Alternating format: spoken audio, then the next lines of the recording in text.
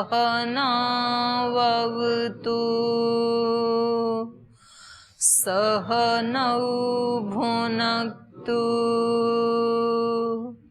सह वीर्यं करवावहै तेजस्विनावधीतमस्तु मा विद्विषावहै। ॐ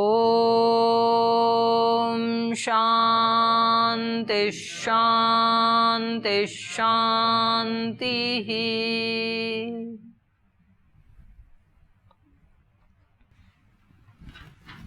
प्राण विद्या के बारे में पढ़ रहे थे कल हम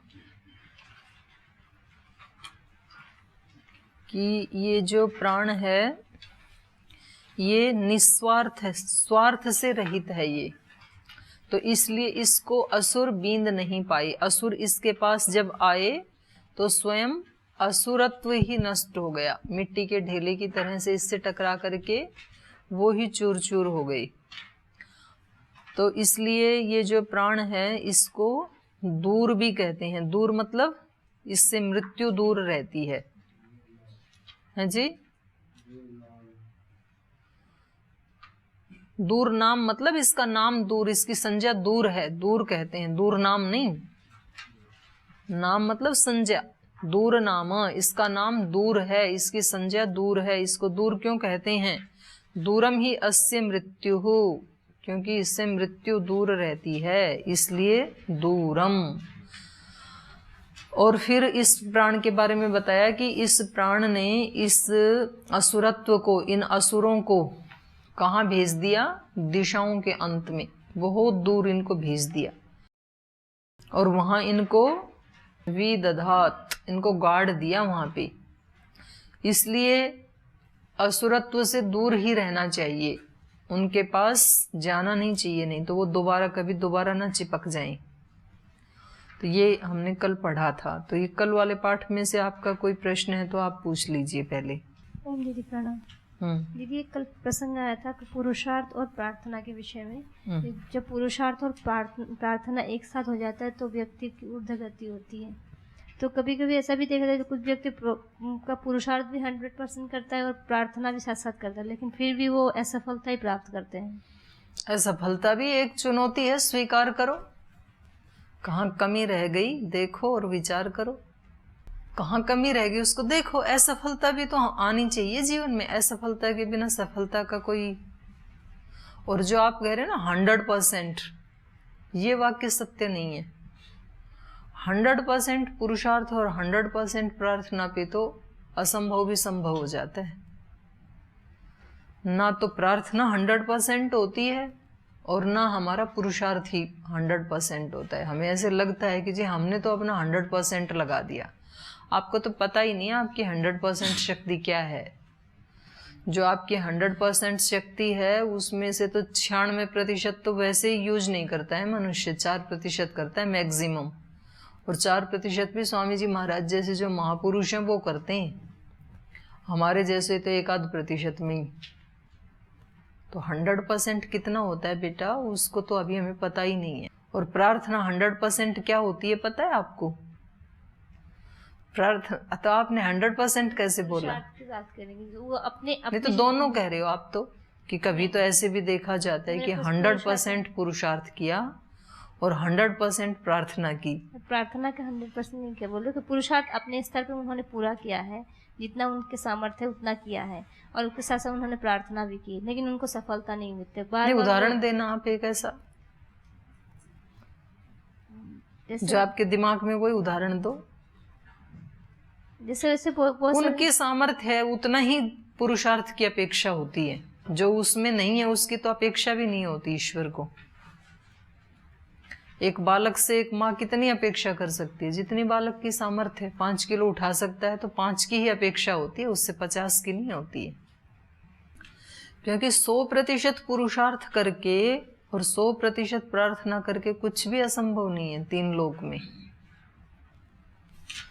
तो मिलता है फिर 100% पे पहुंचना ही तो अपने आप में। इंद्र को 100% पे पहुंचने के लिए कितनी बार गुरु की शरण में आना पड़ा, कितने साल तप करना पड़ा? 101 वर्ष, 32 बार, 3 बार आया वापस और फिर 5 वर्ष गुरु ने और कहा, तब तपस्या पूरी हुई। उसको कहते हैं 100%। हमारा तो क्या होता है, हम 2-4 दिन करते हैं, महीना 20 दिन करते हैं और फिर उसको 2-4 दिन छोड़ देते हैं, 8-10 दिन छोड़ देते हैं, फिर बोले मैंने बहुत करके देख लिया, अब छोड़ो। मेरे को कई पर्ची लिख के देते हैं, बोल जी हमने ना बस अब पूरा ध्यान अपने ऊपर कंसंट्रेट कर लिया, अब दूसरों की कमी नहीं देखेंगे, दूसरों की निंदा चुगली नहीं करेंगे, अपना ही सुधार करेंगे। और मैंने ये आज से शुरू कर दिया है। और फिर अगले दिन आके कहता है कल मेरा बहुत अच्छा दिन बीता, मैंने किसी की निंदा नहीं की, किसी की त्रुटि नहीं देखी, और मेरा आज झगड़ा तो नहीं हुआ किसी के साथ, लेकिन मन के स्तर पे तो द्वेष हो ही रहा था, इतना तो मैं फेल हो गया आज। जैसे कि एक ही दिन में मतलब मन के स्तर पे भी ये जीत ही जाएगा बाजी को। एक ही दिन में इतनी बड़ी उपलब्धि हो जाएगी क्या? इंद्र को 101 वर्ष लगे, तो आपको 1 दिन 2 दिन 5-10 दिन में कैसे हो जाएगा? और अगर इतना ही शॉर्ट टाइम होता तो फिर ऋषि यूं थोड़ी कहते कि से तू दीर्घ काल नैरंतर्य, वो उनका तो अपना अनुभव था। तो इसलिए किसी को बताने की जरूरत नहीं होती है, आप करते ही जाओ। दीर्घ काल का मतलब क्या है? दीर्घ काल का मतलब जब तक वो ना हो जाए तब तक करते जाओ। और असफलता जो है वो असफलता नहीं लगती है व्यक्ति को। जब वो अपना 100% पुरुषार्थ करता है ना, तो भले ही उसको उस चीज की प्राप्ति ना हुई हो, लेकिन बाकी 10 चीजों की प्राप्ति हो जाती है इतने पुरुषार्थ में। तो ये सारा जीने का है, लेकिन अध्यात्म जीने का है, अध्यात्म पढ़ने का नहीं है और तर्क का भी नहीं है। तर्क उसमें होना चाहिए, सहायक होता है, लेकिन केवल तर्क पे रुक गए तो फिर वो आपका बाधक भी हो जाएगा। तो अध्यात्म जीने का है, और जीने के लिए भी 2-4 दिन नहीं, किसी एक सत्य को, जैसे कल इन्होंने बात कही थी प्रार्थना और पुरुषार्थ की, तो अब उसको जियो पहले। और जीना भी कोई 2-4 दिन का नहीं कि 2-4 दिन के बाद ही आके पूछ लो कि जी जिया तो सही, तो मिला तो नहीं। तो पीछे वाला जितना जितना है उसको काटने में उतना ही ज्यादा उसको पुरुषार्थ करना पड़ेगा। सबका अलग अलग है। एक व्यक्ति को बहुत जल्दी, अब जैसे यहाँ पे इस एरिया में यदि किसी को ट्यूबवेल लगाना है तो 15-20 फीट के बाद ही पानी निकल आएगा, और किसी को राजस्थान में लगाना है तो 400 फीट पे आएगा, क्योंकि वहाँ पानी और पृथ्वी के बीच में जो बाधाएं हैं, बीच की मिट्टी, कंकर, पत्थर, वो ज्यादा है, इसलिए वहां ज्यादा काटना पड़ेगा उसको। यहाँ पानी के और पृथ्वी के बीच में, मशीन के बीच में जो बाधा है वो कम है, 20 फीट तक है बस, उसके बाद बाधा खत्म, तो पानी आ जाएगा। तो ऐसे हमारे अंदर भी तो किसी के तो चित्त की भूमि राजस्थान जैसी है, किसी के चित्त की भूमि उत्तराखंड हरिद्वार जैसी है, तो उसको जल्दी मिल जाएगा, थोड़ी पुरुषार्थ प्रार्थना से मिल जाएगा। तो आप ये मत कहना कि इन्होंने तो थोड़ा सा पुरुषार्थ किया और देखो इनको कितना मिल गया, और दूसरे व्यक्ति ने कितना पुरुषार्थ किया तो भी इसको थोड़ा सा मिला, क्योंकि उसकी चित्त की भूमि जो है वो ज्यादा दोषों से युक्त थी, इसलिए उसको ज्यादा पुरुषार्थ करना पड़ा। तो हम सब का अलग अलग अकाउंट है, अलग अलग दीर्घ काल है, अलग अलग पुरुषार्थ है, अलग अलग प्रार्थना है सबके लिए। जी ओम दीदी, यहाँ इसमें कल हमने पढ़ा कि एक तो नासिका में स्थित प्राण है और एक मुख में स्थित है। तो मुख में स्थित प्राण है उसको उसकी अपेक्षा सबल बताया है, लेकिन हम प्राणायाम करते हैं वो नासिका में स्थित प्राण का ही करते हैं, और मुख के बारे में तो हमने सुना नहीं है कि अच्छा, मतलब वो जो प्राण है जो नासिका से करते हो कपाल भांति, तो मतलब वो यहाँ तक ही रहता है, बस यहाँ तक ही रहता है कि यहाँ तक आता है? आता तो नाभि तक, नाभि से आता है। फिर नाभि से मुख तक पूरा है ना यहाँ तक का, तो फिर गले से फिर नासिका के द्वार से बाहर आता है, मुख से तो नहीं आता है। नहीं, वो मुख से तो नहीं आता है, पर है तो वहां तक ना, वो तो पुष्ट तो वही हो रहा है ना। क्या दोनों एक ही हैं या फिर अलग अलग? मुख भाई प्राण तो मुख्य रूप से तो एक ही है, फिर उसको एक को ही 5 भागों में विभाजित किया, और उन 5 को भी फिर गौण रूप से 10 रूपों में विभाजित किया जी। तो है, सबकी संज्ञा प्राण ही है। तो यहाँ पर कार्य विशेष की दृष्टि से नासिका में स्थित जो प्राण है उसका कार्य अलग है, वो सूंघने का काम करता है, इसलिए उसको अलग कर दिया। मुख में जो प्राण है वो किसी भी वस्तु को अंदर ले जाने का या बाहर निकालने का काम करता है, तो इसलिए उसको अलग कर दिया। ऐसे चक्षु में जो प्राण है वो देखने का काम करता है, तो इसलिए उसको अलग कर दिया। फिर चक्षु में भी जो पलक झपक रही है ये अलग है, तो इसको देवदत्त नाम का जो प्राण है उसके कारण ये झपक रही, ऐसे अलग अलग उनका डिवीजन कर दिया। तो पूरे शरीर को पोषण तो जो नासिका के द्वारा हम प्राण लेते हैं वही पूरे शरीर को पोषण देता है, फिर मुख वाले को नहीं अधिक तो प्रधान क्यों होता है? यहाँ ये नहीं कह रहे कि नासिका से आप जो ले रहे हो नासिका का तक ही नहीं रुकता है ना, वो अंदर तक तो जाता है ना जी। हाँ, तो अंदर तक जो जाता है वो ही मुख्य प्राण है। वो जो 5 प्राण बताए हैं ना उसमें भी नासिका से लेकर के और हृदय तक जो प्राण जाता है उसी को मुख्य प्राण बताया है।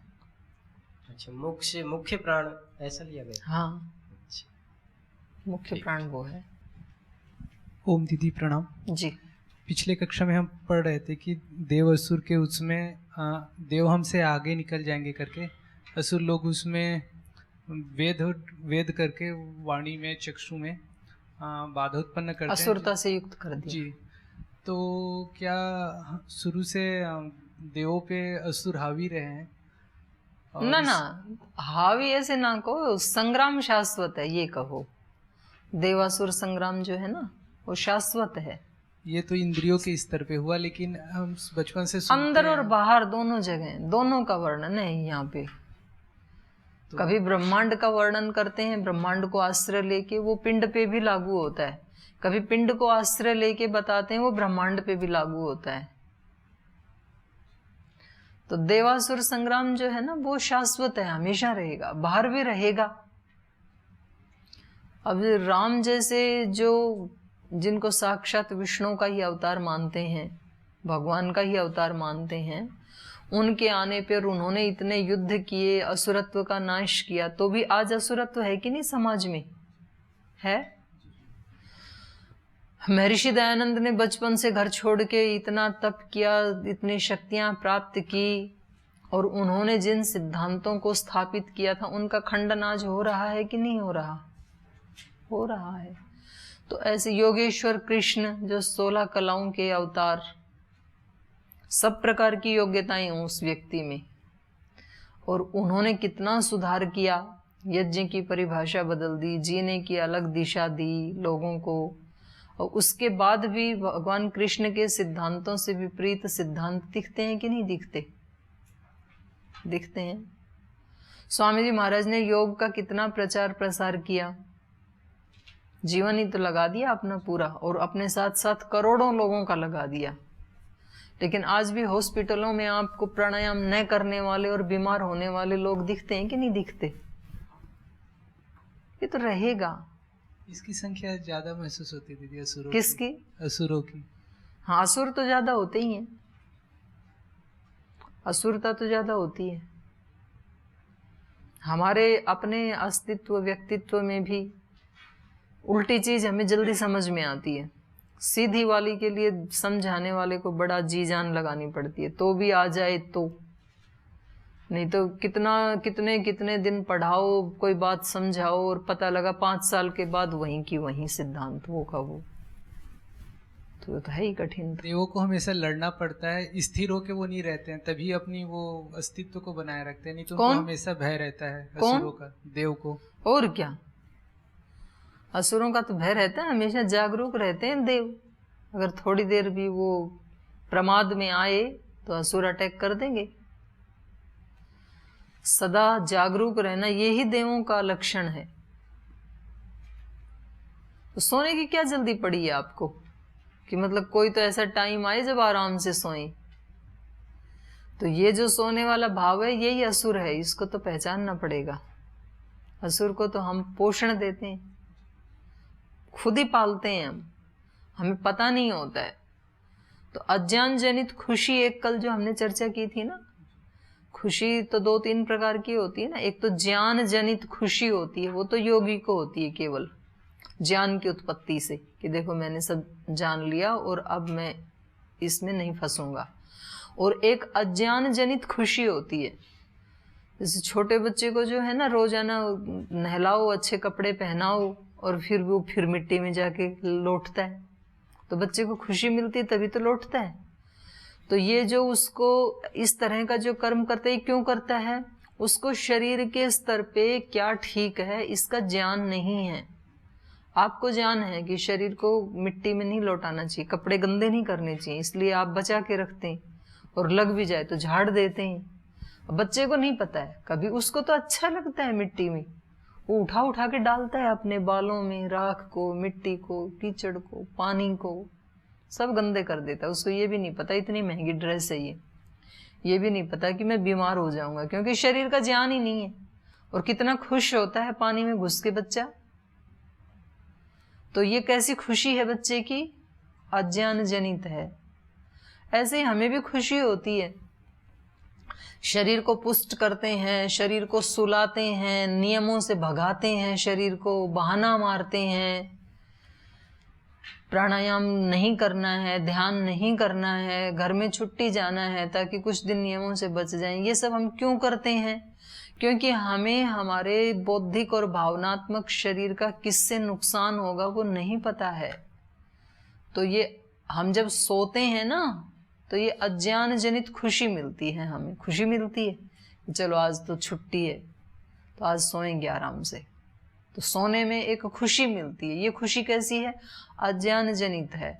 अगर आपको ये ज्ञान हो जाए कि यदि मैं प्राणायाम नहीं करूँगा, यदि मैं ध्यान उपासना नहीं करूँगा, तो मेरा जो अंतःकरण है वो पुष्ट नहीं हो पाएगा, वो और अशुद्ध हो जाएगा, साफ नहीं होगा तो मेरी हानि होगी। तो फिर तो करेगा। योगी को पता होता है, इसलिए वो जागरूक रहता है, वो एक दिन भी मिस नहीं करता है।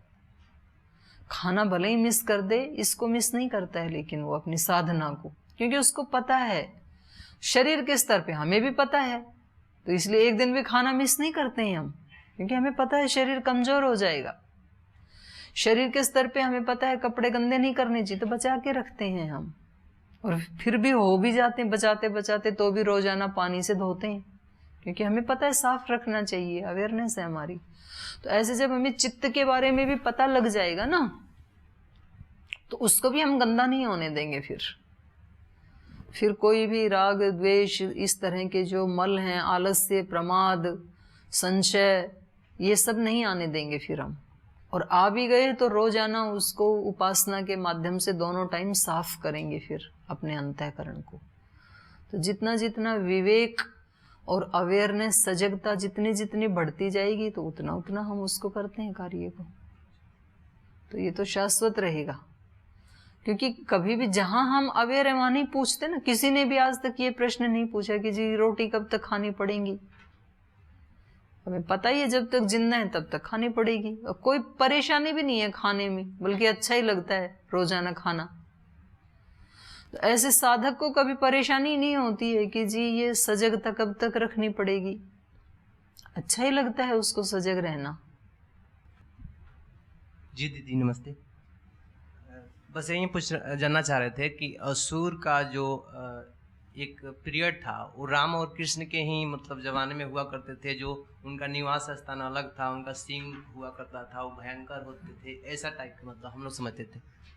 ये वो आज नहीं है, तो ऐसा नहीं है? आज भी हैं, सींग चले गए।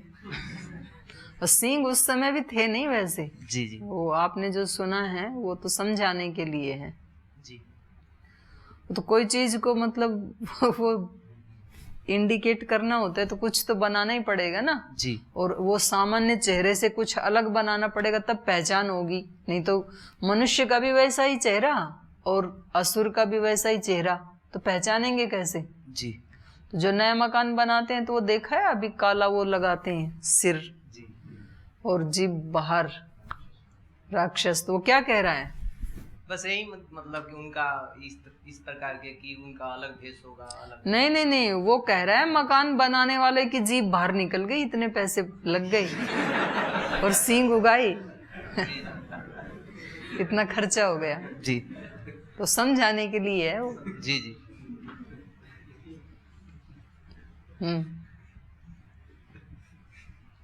ओम दीदी प्रणाम। ये जो आयास्य प्राण है जो मुख में स्थित है, ये बाकी सब इंद्रियों को कैसे मतलब पाप से? मुख से ही तो खाते हो, आ जाएगा वो तो। वैसे मुख से खाते हैं और उस खाने से ही सारी इंद्रियां पुष्ट होती हैं कि नहीं होती हैं, इसलिए वो मुख्य है। आप मुख वाले प्राण को मत दो कुछ भी, तो 10-15 दिन मत दो और फिर आपसे कहें कि ये वेद पाठ करो, वाणी बोल नहीं पाएगी, आंखें देख नहीं पाएंगी। आपसे कहें कि अब आप जो है ना, ये आपको दिखा रहे हैं भारत स्वाभिमान यात्रा, यहाँ प्रोजेक्टर लगा के, आप बोलोगे बंद करो, देखने कोई मन नहीं कर रहा है। कोई कुछ सुनाए तो सुनने को, पहले खाने को दो तब सुनेंगे। तो सारी इंद्रियां किससे पुष्ट हो रही हैं? प्राण से ही हो रही हैं। और प्राण किससे पुष्ट हो रहा है? अन्न से हो रहा है। खाएंगे नहीं तो प्राण भी सूख जाएगा, इसलिए ये मुख्य है। सावा एषा देवता एतेषां देवतानां पापमानं मृत्युम अपहत्य अथ एना मृत्युम अत्यवहत। तो सा एषा देवता, कौन देवता? प्राण देवता। तो ये जो देवता है अर्थात प्राण, एतासाम देवता नाम, इन सब देवों में, माने जो इंद्रिय हैं इन सब का में भी जो श्रेष्ठ देव है प्राण देव, ये एतासाम देवता नाम पाप मानम, इन देवताओं का जो पाप था, क्या? मृत्युम, मृत्यु को प्राप्त हो गए थे ना ये सारे। असुरों ने इनको मृत्यु से बींध दिया था, तो इस पाप को अपहत्य, अपना मतलब खुद तो स्ट्रोंग था ही, खुद तो इसने असुरत्व का नाश किया ही, और अपने साथ साथ इसने इन देवताओं को भी मृत्यु से हटाया। अपहत्य, इनको भी मृत्यु से दूर किया, माने मृत्यु हटाई इनसे भी, इन देवों से भी। अथ एना मृत्युम अत्यवहत, एना मतलब ये जो सारी इंद्रियां हैं जो कि मृत्यु को प्राप्त हो गए थे, उनको भी मृत्यु से अत्यवहत, पार किया, उनसे भी हटाया दोष को प्राण ने। इंद्रियां जो पाप से युक्त हो गई थी, उनको पाप से रहित करने के लिए भी किसका बल चाहिए? प्राण का बल चाहिए। चक्षु को यदि शुद्ध करना है तो प्राण को शुद्ध करेंगे तो चक्षु भी शुद्ध हो जाए, सारी इंद्रियां शुद्ध हो जाएंगी, क्योंकि सब प्राण से ही जुड़ी हुई है ना। तो प्राणायाम करने से, प्राण के पुष्ट होने से, प्राण के शुद्ध होने से ये सारे शुद्ध हो जाते हैं। तो इन्होंने अपना तो उद्धार किया ही, अपने साथ साथ इन सब को भी मृत्यु से छुड़ा लिया। जो व्यक्ति निस्वार्थ भाव से जीवन जीता है, निर्लिप्त भाव से जीवन जीता है, तो वो स्वयं तो दोषों से युक्त होता ही नहीं है, दोषों से बच ही जाता है, क्योंकि वो शक्ति संपन्न हो जाता है, जो निर्दोष जीवन होता है। और ऐसा शक्तिशाली व्यक्ति और भी बहुत लोगों को पाप दोषों से बचा लेता है। ये है इसका। स वै वाचम एव प्रथमाम अत्यवहत, सा यदा मृत्युम अत्यमुच्यत सो अग्निरभवत, सोऽयं अग्नि परेण मृत्युम अतिक्रांतो दीप्यते। तो सबसे पहले किसको पाप से मुक्त किया इस प्राण ने? वाणी को, क्योंकि वाणी पहले पाप युक्त हुई थी ना। स वै वाचम एव प्रथमाम अत्यवहत, तो इस प्राण ने सबसे पहले वाणी को ही पाप से बचाया, पार किया। सा यदा मृत्युम अत्यमुच्यत, तो जब वो मृत्यु से पार हो जाता है वाणी, अर्थात जब उससे असुरत्व हट जाता है वाणी से, तो वो वाणी क्या हो जाती है? सो अग्निरभवत, वो वाणी क्या हो गई? अग्नि बन गई। सो अग्नि अभवत, यो अयम अग्नि, तो इसलिए ये जो अग्नि है ये परेण मृत्युम अतिक्रांत, तो ये जो अग्नि है ये मृत्यु के पकड़ में नहीं आती है, ये मृत्यु को अतिक्रांत करके दीप्यते, दीपित होती है, प्रज्वलित होती है। तो इसलिए जो मौत आती है ना, तो वो इस स्थूल मुख का जो गोलक है इसको तो मार देती है, तो जल जाता है, लेकिन वहाँ अंत्येष्टि संस्कार के जो मंत्र हैं उनमें भी ये आया है कि जो वाणी थी वो अग्नि में लीन हो गई, क्योंकि मृत्यु ने इस स्थूल को तो प्रभावित कर दिया, मार दिया, लेकिन जो पाप मुक्त प्राण के साथ ही, जो प्राण के साथ ही शुद्ध हो गई थी, वो वाणी कैसी हो गई, अब अग्नि रूप हो गई, वो अपने मूल कारण में अग्नि में ही लीन हो गई। अथ प्राणम अत्यवहत, और उसके बाद नासिका में स्थित प्राण को इसने पाप से मुक्त किया, नासिका वाले घ्राण इंद्रिय को अत्यवहत पार कराया। स यदा मृत्युम अत्यमुच्यत, तो ये प्राण जब मृत्यु को लांघ जाता है, स वायु अभवत, तो वो प्राण क्या हो जाता है, वायु स्वरूप हो जाता है। नासिका वाला जो घ्राणेन्द्रिय का जो प्राण है वो मृत्यु के बाद किस में लीन हो जाता है, वायु में। वायु ही प्राणों का प्राण है। वायु अभवत सो अयम वायु परेण मृत्युम अतिक्रांत पवते, इसलिए ये जो वायु तत्व है ये मृत्यु को अतिक्रमण करके आराम से बहता रहता है। पवते बहता है, पवित्र करता रहता है संसार को। इसको मृत्यु नहीं पकड़ सकती है, वायु को मृत्यु नहीं मार सकती है, अग्नि को मृत्यु नष्ट नहीं कर सकती है। अथ चक्षु अत्यवहत, और इसके बाद इस प्राण ने चक्षु को अत्यवहत मृत्यु से पार लगाया। तद यदा मृत्युम अत्यमुच्यत स आदित्यो अभवत, तो इसलिए जो चक्षु वाला प्राण जब पाप से मुक्त हो जाता है, पाप को लांघ जाता है, तो वो क्या बन जाता है, आदित्य। आदित्य में लीन हो जाता है चक्षु वाला प्राण।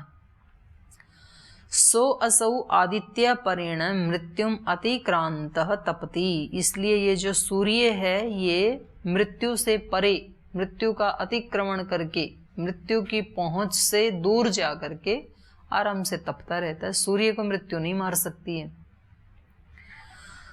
तो इसलिए इस मुख्य प्राण ने सारी इंद्रियों का जो पाप था या जो मृत्यु था उससे उनको छुटाया।